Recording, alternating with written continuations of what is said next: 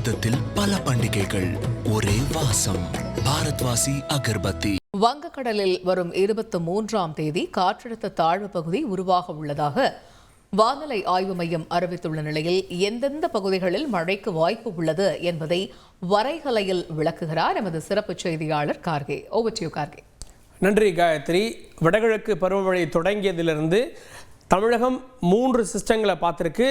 முதல்ல சென்னையில் மழை பெய்தது, சாலைகளில் வெள்ளம் தேங்கியதெல்லாம் நீங்கள் பார்ப்பீங்க ஒரு மாதத்திற்கு முன்பு. அடுத்ததாக டானா புயல், மூன்றாவதாக லேசான மழையை கொடுத்து இப்போது நாகப்பட்டினத்தில் பெய்து கொண்டிருக்கக்கூடிய சிஸ்டம். இப்போது 4ஆவதாக பெரிய சிஸ்டம் உருவாகி இருக்கிறது. எங்கே உருவாகிறது அப்படின்றத பார்க்கலாம். வங்கக்கடலில் நம்ம பார்க்குறோம். ஏற்கனவே பிலிப்பைன்ஸ் போன்ற நாடுகளில் ஏற்கனவே இப்போதுதான் ஒரு சைக்ளோன் முடிந்து அதனுடைய காற்று வர தொடங்கி இருக்கிறது. ஸோ இப்பேற்பட்ட சூழலில் 21ஆம் தேதி ஒரு மேலடுக்கு சுழற்சி உருவாகிறது. எங்கே அப்படின்னா தென்கிழக்கே, அதாவது வங்கக்கடலினுடைய தெற்கு பகுதி, தெற்கில் கிழக்கு பகுதியில் எங்கே அந்தமான் அருகே.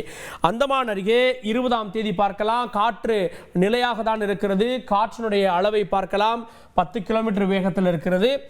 அடுத்தது 21ஆம் தேதி. 21ஆம் தேதி பாருங்க, அந்தமானுக்கு கீழே இன்னும் சொல்லணும் அப்படின்னா சிங்கப்பூர் அருகே இது உருவாவதை நம்ம பார்க்க முடிகிறது.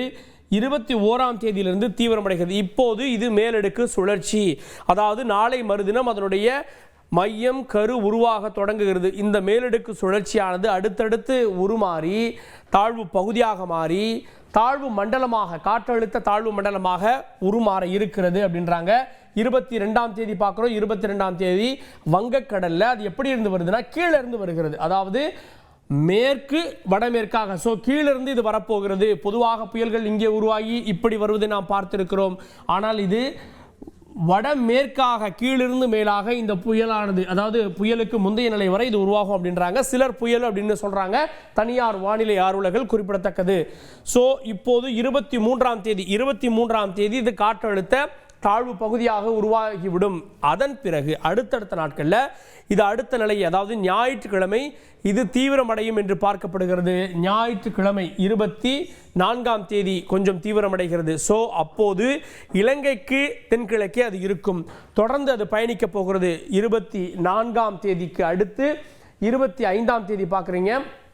25ஆம் தேதி மையப்பகுதிக்கு வந்து விடுகிறது.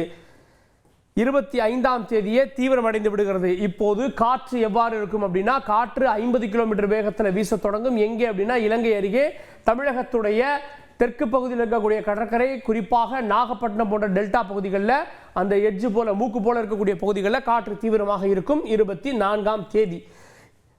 25க்கு அடுத்து 26ஆம் தேதி. 26ஆம் தேதி இன்னும் அது நெருங்கி வந்து விடுகிறது. 26ஆம் தேதி நமக்கு மழை ரொம்ப தீவிரமாக இருக்கும்.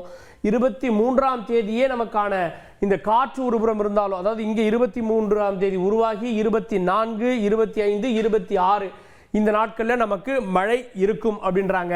ஸோ மழையையும் நாம் பார்த்து விடுவோம் காற்றோடு. பாருங்க, ஞாயிற்றுக்கிழமைக்கு அடுத்து திங்கள், செவ்வாய், புதன் நமக்கு தீவிர ஒரு மழை இருக்கும் அப்படின்றது பார்க்கப்படுகிறது.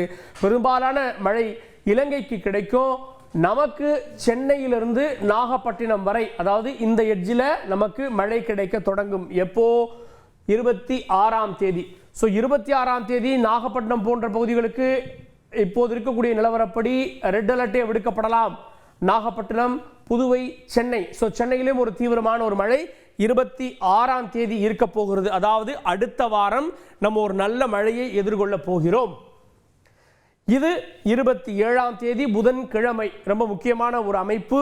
அன்றைய தினம் இது எங்க வருதுன்னா நாகப்பட்டினத்திற்கும் இலங்கைக்கும் இடையில் இருக்கக்கூடிய பகுதிகளில் இது கரையை கடக்க இருக்கிறது. இது புயலாக மாறாது, தாழ்வு மண்டலமாக மாறும் அப்படின்னு ஒரு அலர்ட் சொன்னாலும் தனியார் வானிலை ஆய்வாளர்கள் இதை புயல் அப்படின்னு பார்க்குறாங்க. அப்படி ஒருவேளை இது புயலானா முத்துப்பேட்டை அருகே இது கரையை கடப்பதற்கான வாய்ப்புகள் இருக்கிறது. தீவிரமான ஒரு மழை, நல்ல ஒரு மழை 27ஆம் தேதி ஒட்டுமொத்த தமிழகமே தீவிரமான மழையை எதிர்கொள்ள போகிறது. அடுத்த வாரம் இந்நேரம் அந்த தீவிர மழை தொடங்கிவிடும் அப்படின்னு நம்ம பார்க்குறோம். 27ஆம் தேதிக்கு பிறகு, மாலைக்கு பிறகு அது மெல்ல கடலுக்குள்ள சென்று விடுகிறது. எங்க பாருங்க, 27ஆம் தேதி அது திருச்சூர் பக்கத்தில் அப்படியே போவதை நம்ம பார்க்க முடிகிறது. 28ஆம் தேதி லேசான ஒரு மழை, இங்கே உருவான சிஸ்டம் மீண்டும் கடலுக்குள்ள சென்று விடுகிறது. ஸோ 22ஆம் தேதியிலிருந்து நமக்கு 27ஆம் தேதி வரை நல்ல ஒரு மழையை அடுத்த இந்த 4வது சிஸ்டமானது தமிழகத்திற்கு கொடுக்க இருக்கிறது. பல மாவட்டங்களில் மழை வந்து இயல்பான அளவில் தான் இருக்கிறது, எக்ஸஸாக இல்லை, இயல்பான அளவில் இது இப்போது நமக்கு மழையை கொடுக்க இருக்கிறது. சிலர் கணிக்கிறார்கள் இது முதல்நிலை புயலாக மாறும் என்று பொறுத்திருந்து பார்க்கலாம். பாரதத்தில் பல பண்டிகைகள் ஒரே வாசம். பாரத்வாசி அகர்பத்தி.